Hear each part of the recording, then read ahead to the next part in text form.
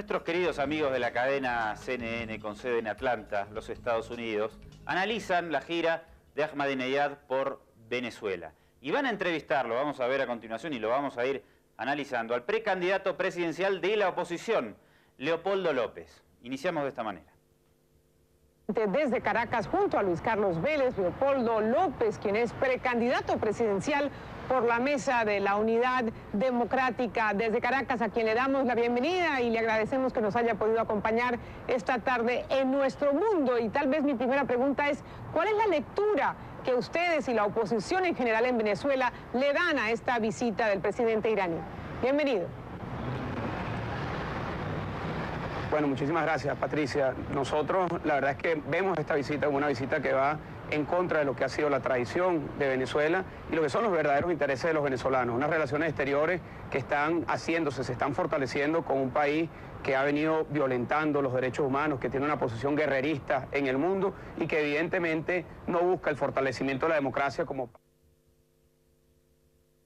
Paramos un segundo aquí antes de continuar. Fíjense, ¿qué dice Estados Unidos sobre Irán y qué está diciendo este alto representante de la oposición? No hay democracia en Irán y es un país guerrerista. Puntos a tener en cuenta. El mismo discurso, entonces, entre Washington y la oposición venezolana. Segunda pieza de Leopoldo López.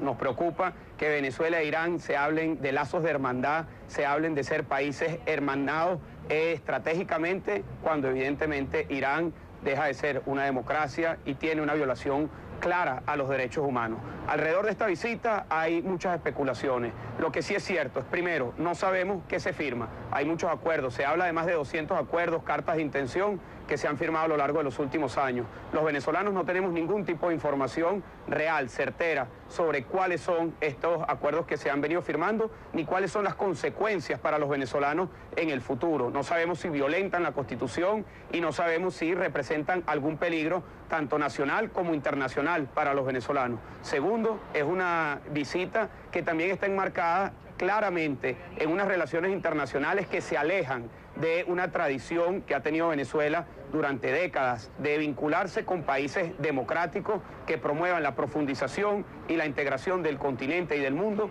alrededor de los derechos humanos y la democracia. Y tercero, que se hace en un momento electoral en el cual el gobierno venezolano está también buscando tener mayores beneficios económicos. Yo no tengo duda, Patricia, que detrás de todo esto que está con respecto a Venezuela e Irán hay una intención de presionar el alza de los precios del petróleo. Evidentemente, Irán en este momento está haciendo una jugada en el Medio Oriente de bloquear, de poner presión sobre los precios. Fíjense, la oposición venezolana le está diciendo a la opinión pública que Irán y de alguna manera el gobierno de Chávez están confabulando para que suban los precios del petróleo por ese bloqueo aquí. Vamos al mapa, en el estrecho de Hormuz. Ahora, ¿quién está presionando aquí? ¿Quién está tensando la cuerda? ¿Estados Unidos o Irán? Por aquí están barcos estadounidenses en el Golfo Pérsico y el gobierno de Irán dice, si nos suben las sanciones económicas y no nos dejan exportar petróleo, vamos a bloquear obviamente el estrecho de Hormuz. ¿Quién es entonces el que está poniendo esa presión? Vamos a abrir ese cuadro y vamos a situarnos geográficamente. Fíjense, aquí están los barcos estadounidenses en el Golfo Pérsico, frente a Irán. ¿A dónde está Estados Unidos? Vamos abriendo el mapa, un poco lejos, ¿no? Lo pueden ver.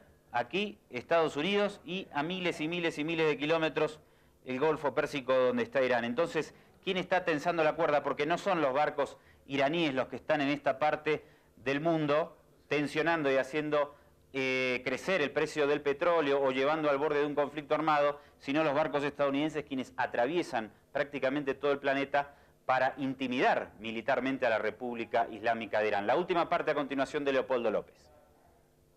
Lamentablemente para los venezolanos ha venido perdiendo en los últimos 5 años la capacidad de producción de petróleo. Durante los 5 años que han pasado hemos caído 500.000 barriles de petróleo. Eso evidentemente merma significativamente los ingresos para Venezuela y pueden ser compensados solamente con un alza de precios. Por eso yo creo que en este momento estamos viendo una política internacional petrolera que busca presionar los precios para poder sustituir las pérdidas en eficacia de la producción de nuestra principal industria PDVSA.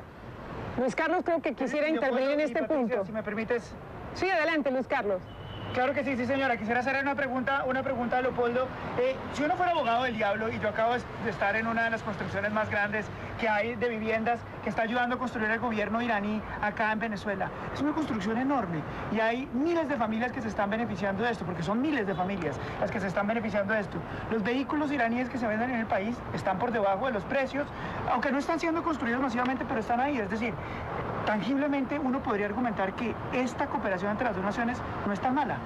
Bueno, tú probablemente habrás visto uno de los pocos casos concretos en donde hay algo. Ahora, no sabemos cuánto le costó eso a los venezolanos. No sabemos cuál es el costo-beneficio de esa relación. Y tú hablas de los vehículos. Bueno, yo no he visto jamás un vehículo iraní transitando por las calles venezolanas. Se ha hablado de miles de tractores que se han... Interesante, ¿no? ¿Pudieron escucharlo?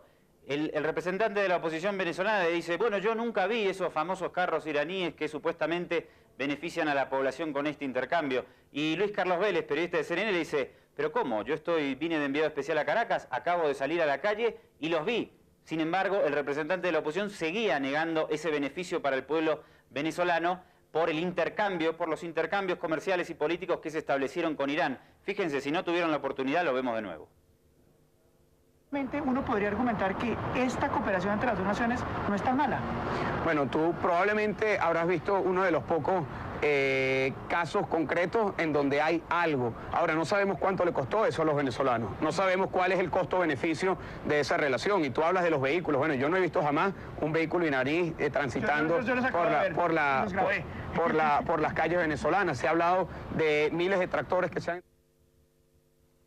Los acabo de ver y los grabé, le insistía el periodista. Muy interesante. Y sí hay que hacer un muy breve análisis político de esto que sucede con las oposiciones a los procesos de cambio en América Latina. Es que justamente no tienen prácticamente propuesta política y siguen demasiado la línea de Washington. Se acaba de evidenciar con todos esos tramos de la entrevista que vimos con Leopoldo López, quien repitió exactamente el discurso que maneja Estados Unidos acerca de la República Islámica de Irán.